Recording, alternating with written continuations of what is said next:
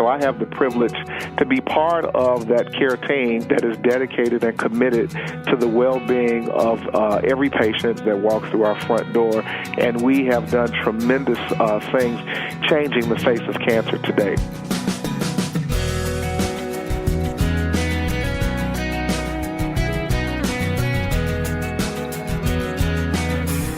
Welcome to First Person, a weekly conversation with a guest who's making a difference in this world for Christ and His kingdom.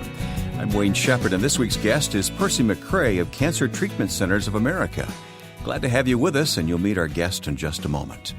Our partner in bringing these stories to you each week is the Far East Broadcasting Company. FEBC's gospel-centered broadcasts are heard in many countries, including China, Russia, Korea, Japan, and the Philippines, just to name a few.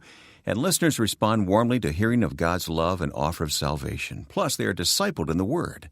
Learn more about FEBC when you visit our website, firstpersoninterview.com. And also, don't forget to download our new smartphone app for listening to these interviews each week. It's available free in the Apple and Google Play stores. Well, our guest now is the Director of Faith-Based Programs at Cancer Treatment Centers of America. Percy McCray is a pastoral care provider for those who suffer from cancer as well as their families. As you'll learn, he also equips other pastors and churches in how to provide physical, emotional, and spiritual support to patients. Percy and I spoke on the phone recently. My job and my function at the Cancer Treatment Centers of America is that I am the newly appointed National Director of Spiritual Faith-Based Programming. And in that context, I am responsible for all of the national messaging and content that relates to our spiritual programs and outreaches that we have within the Cancer Treatment Centers of America. Align all of our 5 sites with our corporate goals, functions, and messaging and outreach as it pertains to spiritual care and specific to the evangelical Christian community. So we're really excited, really, as a healthcare organization to have a corporate appointment that is dedicated to spiritual outreach and messaging and content. And so I'm very excited to be part of that here at the Cancer Treatment Centers of America. Yeah, well, I want to learn more about this job, but I want to learn more about you too, Percy. So you got to tell me your story, your background, and how you got involved with this in the first place. I grew up a native of the greater Chicagoland area, born and raised there. My mom and dad and all of my family part of the great culture of Chicago. And in that, on my mom's side of the family, a strong church family. I am a third-generation pastor. On my mom's side of the family, I had 2 great uncles who were pastors and one uncle who pastored a pretty large Church of God congregation there on the south side of Chicago. So church was the family business, and so we went to church every day, almost, and almost all day in that regard. And so I really was oriented around the service of people and servicing people and glorifying God and helping to advance the dynamic of growth of people's spiritual well-being. And in doing that, received a calling into the ministry at a relatively young age, but really fought and ran against that. I thought I was going to be a professional basketball player and tried to pursue that dream until I ran head on into the reality that my talents were only going to take me but so far. and so being helped along the way by the Holy Spirit, who was trying to convince me otherwise, I went out and really began the quest of trying to figure out who I was and what I was supposed to do in life. And as a result, quite frankly, of almost a near fatal tragic accident that my dad experienced in Chicago, the Lord really got my attention and said, in these words within myself, are you going to do what I really want you to do? And that really was a moment of clarity for me. And so I was about 28, 29 years of age, and I bounced around a little bit. I was in the military, and I had done a couple other things, and realized that it was time for me to really buckle down and get serious about this calling that I knew that I had since about the age of 16 to preach and teach and represent the gospel in some capacity as a minister. And So reversed gears drastically and went back to school and relocated to Tulsa, Oklahoma, and attended Rhema Bible Training Center and began my formal education into the ministry. And the world literally opened up to me in a way that I could not have imagined. And as a result of that, had an encounter with an organization that was seeking ministers or chaplains to work within their facility, the Cancer Treatment Centers of America, and I really fought against that. Didn't understand hospital chaplaincy and ministry, didn't know a lot about it, and really thought, quite frankly, that there was not an opportunity to do real grunt yeoman's ministry within a hospital healthcare system because of some of the political correctness and things that have to be understood and adhered to, and was given an opportunity, quite frankly, to do some things that really shifted who I was as a human being and ministry for me, and opened up an entire avenue of things that I am now, 20 years later, still heavily invested in within the organization of the Cancer Treatment Centers of America. Now it's National Director of Spiritual Programming and faith-based programming within the United States of America. And so it's been an interesting journey, and I'm very grateful for what God has done with me and doing with me in that capacity. Well, Percy, you've given me a lot to explore here. Can I take you back to your dad, though? Tell me more about how something happened to your dad that shaped your calling. It did. It really, truly did. And you hear a lot of these amazing stories, and, as some people have kind of labeled come to Jesus meetings, I had a come to Jesus moment. I had accepted Christ at the age of 13 and knew I was called into ministry at a youth convention session at the age of 15. But again, really rejected that, ran from that. It didn't want to have anything to do with that. And I really wanted to pursue some other desires. And in that, at the age of 28, I was living in Charleston, South Carolina. I was selling cars, actually. I had gotten in the car business and was doing very well, and loved the car business, and the car business loved me. And so I thought that was a marriage that was going to last forever, and received a phone call one day from home, from Chicago, that my dad had been abducted off of work. He worked the second shift, and on his way to his car, he was abducted by two individuals and was driven down the road and the street there, and he opted to jump out of the vehicle and got hit by a truck. And so he was thrown in the air about 20 feet and landed on his head and had substantial injuries, short-term memory loss, 2 broken legs, ruptured spleen, a broken collarbone. He was in the intensive care unit about 30 days, and he was in a coma for about 20 of those days. And so that was a huge jolt to my system. My dad was my idol, my role model, a superior athlete. He was in the prime of his life, and he was just basically cut down. And that really that arrested my attention, where the Lord could speak to me, and He did, and really got me to understand that tomorrow is not promised to any of us. And what was I going to do with my life? And I needed to make haste in getting in order the things that He had set in my heart to do. And so my dad is still with us today, thank God, but he has been disabled since that time, and my mom takes care of him. But that was the time and the moment that the Lord used to arrest my attention, to speak to me, and I made a drastic shift as a result of that. And it was timely, believe me when I tell you. Yeah. So now, as a chaplain, director of pastoral care there at Cancer Treatment Centers of America, I mean, that those hard times with your family have really given you a platform of understanding with people when they go through those tough days. It's true. It really is true. I flew in, and I can recall very vividly my mom and my family sitting at that bedside, and my dad with tubes and all of this machinery, and just experiencing the hospital and the healthcare system in a way that I had never experienced before, and really watching my family struggle with, and as I was as well, teetering on if my dad was going to live or die. Fast forward, working now some 20 years at the bedside of cancer patients and supporting their families, and really coming to terms with addressing the issue of mortality and where is God in the midst of this, and your faith being challenged. It certainly was a transition that I did not know I was being prepared for, and yet here I am, and I'm grateful that the Lord saw fit to allow me to have some insight and some understanding firsthand, and so I've had the opportunity to support hundreds and thousands of patients and their family members at the bedside dealing with the issues of life and death and cancer. What do you love most about your job, Percy? It's a great question, and the thing that I love the most by far is the unique opportunity of being able to be trusted by individuals who will allow you to accompany them on their journey, that there is no cookie-cutter format.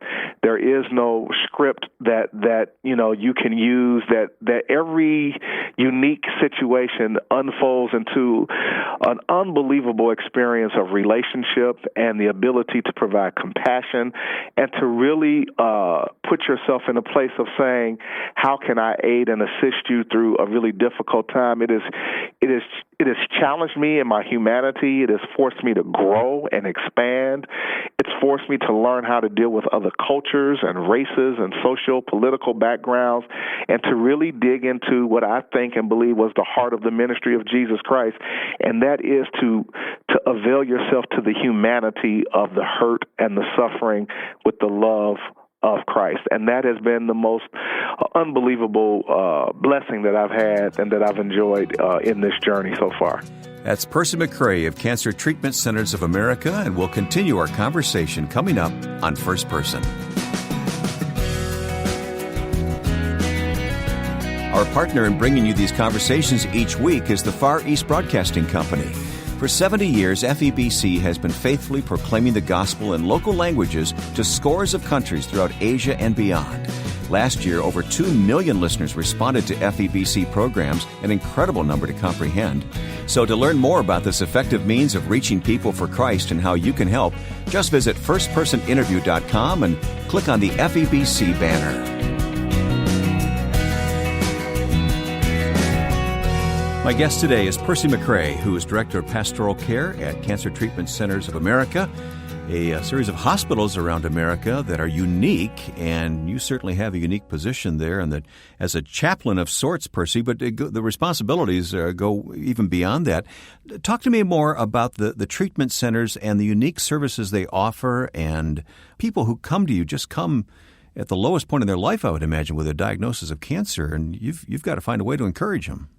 Yeah, the Cancer Treatment Centers of America is a system of regional hospitals that are located throughout 5 major regions of the United States that are located and positioned and established by a vision driven by our chairman, Mr. Richard J. Stevenson, whose mother died of cancer. And he's a man of much means and ability to pay for services that at the time of his mom's diagnosis and ultimately her demise, he felt that the healthcare system simply was not in tune to the reality of the needs of a patient. And so as a result of her passing, he really vowed vengeance against the healthcare system, but in a way that he would do something about what he felt that he could not receive on behalf of his mom. It wasn't a lack of resources. It wasn't a lack of willingness to fight. It was a willingness of not having a correct philosophy, in his opinion, of approach to how to support people dealing with major sickness and disease. And so started what we now know and understand as the Cancer Treatment Centers of America, which I've had the privilege to be affiliated with now for 20 years. And in that, the basic core values and mission of the organization is driven by one core principle called the mother's standard of care. And again, given the story of what happened to his mom, you can understand the association and the correlation there. And it's driven around the idea that when our moms are in need of anything from us, we will move heaven and earth to make sure that she receives that. So if she wants her food hot, we don't bring it to her cold. If she wants it early, we don't bring it to her late. So if I could use those basic associations, everything that we do within the framework of our services at Cancer Treatment Centers of America is around patient empowerment care. It's all about the patient. It is only about the patient. What do they value? What do they want? And what do they need to help them to work through and fight through the dynamics of sickness and disease? Well, obviously, you need great world-class medicine, and we pride ourselves in being excellent world-class facilitators of cutting-edge medicine and science. Then secondly, underneath that and undergirding that is what we call integrative medicine. And so whole person medicine, a holistic medicine, which is basically using wisdom medicine. Again, naturopathic medicine, the use of herbs and botanicals. We use nutritional support, again, understanding the dynamics of dietary function and eating properly and all that goes into the metabolic support of patients who are struggling, quite frankly, with being able to digest and absorb food correctly or just poor eating habits and et cetera. And then mind-body medicine, the power of the mind and how it can affect the physical body in terms of disposition and output of beliefs and outcomes. And then within the framework of that spiritual care or spiritual support, we know that patients who list themselves as religious or spiritual are more motivated, they're more encouraged, they're more hopeful. They have another set of resources to their arsenal that they utilize to fight back against the negative effects of sickness and disease. And so when you put all of those integrative modalities in place with world-class medicine and science, you have an empowered patient who typically is going to do much better in their fight against sickness and disease. And so I have the privilege to be part of that care team that is dedicated and committed to the well-being of every patient and their caregiver that walks through our front door. And we have done tremendous things with regard to really changing the face of cancer today, right now, because of that model of care. Well, you must have a front row seat then to see the interplay between faith and specifically faith in Christ and healing. What have you observed? What works, and are you free to minister Christ in those hospitals? One of the things in originally considering going into ministry from a healthcare perspective is that I had a perception, as many do, of not being able to provide authentic and genuine ministry, specifically from a Christian orientation. And, and I want to be very frank and transparent that from a public healthcare hospital perspective, there are certainly guidelines and rules that mandate that you are mindful of when and where and how you provide any type of spiritual support of any kind to any patient. But within the context of our model, when we have a green light from the patient and they are of a Christian orientation and faith belief, we are given the ability to genuinely and authentically and organically minister to them based upon their needs. Because the Cancer Treatment Centers of America is driven around provide to the patient what the patient wants. What do they value? If they value that, then give it to them. If we are clear, if that's been articulated and we've been given permission, then we can proceed to go down that road. And so, ironically, you and your listening audience will find this amazing. Some years ago, and we need to kind of update these numbers, we did a study just from our cancer registry of all of our patients who self-identify themselves upon a registration perspective, that nearly 80% of our patient population self-identified themselves as evangelical Christian.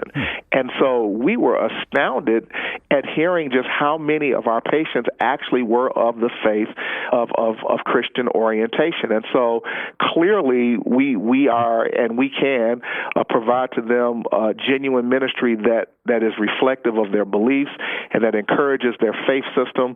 But we also are mindful of those who are not of a Christian orientation, and we respect and honor those belief systems as well. So we have done tremendous things within our hospitals. We have worship services. We have prayer groups. We've had sorts of healing classes, if you will, to talk about promoting the idea of the correlation of faith and health and healing and wellness, and that God is the giver and sustainer of all health, and that we can pursue that, and that patients are welcome and empowered to be able to utilize those belief systems while in a clinical environment. Hey, just very briefly, just tell me about how you help churches who are dealing with people who have been diagnosed with cancer. Well, this is the greatest thing that truly has ever happened to me from a ministerial perspective. And I stumbled into this, quite frankly, about 14 years ago. I had a patient who I personally was visiting at the bedside, and we were providing our typical pastoral care services to them there inside of the clinical environment.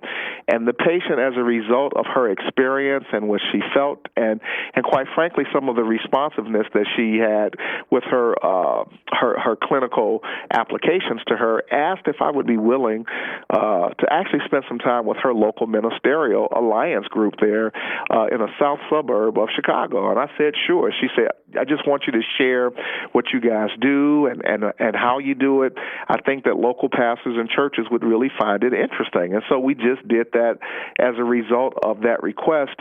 And then a green light. I had an epiphany. I had a moment of clarity, or I had the Spirit of God basically suggest to me we should do this on a very structured basis, because the local church and the local pastor simply are not equipped to provide conscious support to people dealing with cancer or their caregivers in a way that is substantial to them. And over the years, we had heard that from patients, and we began to do some research that basically told us that many Christians felt that they received very little or no support spiritually from their local churches and their ministers, not because that they did not desire to do so, but because of lack of information.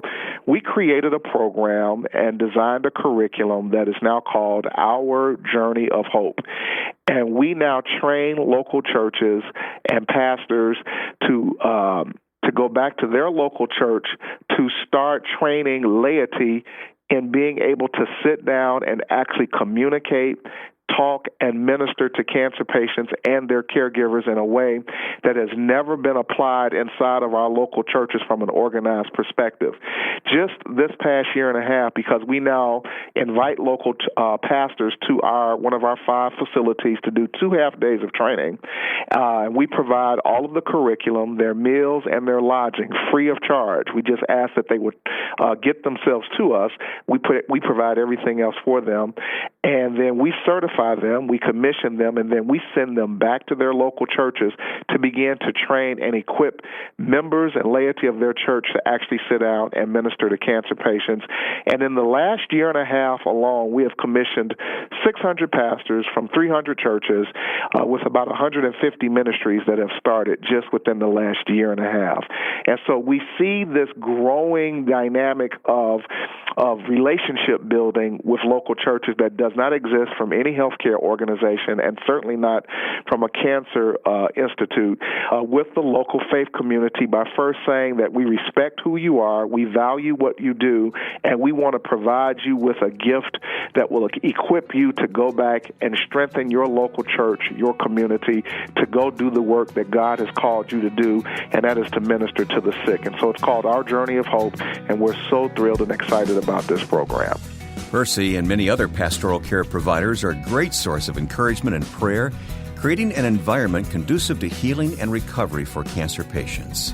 And we'll put additional information about Percy McCray and Cancer Treatment Centers of America on our website, firstpersoninterview.com. You can always go there to learn more about the guests and topics we explore each week. That's firstpersoninterview.com. And to leave a comment, visit our Facebook page, facebook.com/firstpersoninterview. Once again, that's facebook.com/firstpersoninterview. Next time, we'll talk with Terry Roberts with a story of forgiveness after the tragic 2010 Amish school shootings in Pennsylvania. Now, with thanks to my friend and producer Joe Carlson, I'm Wayne Shepherd. Join us next time for First Person.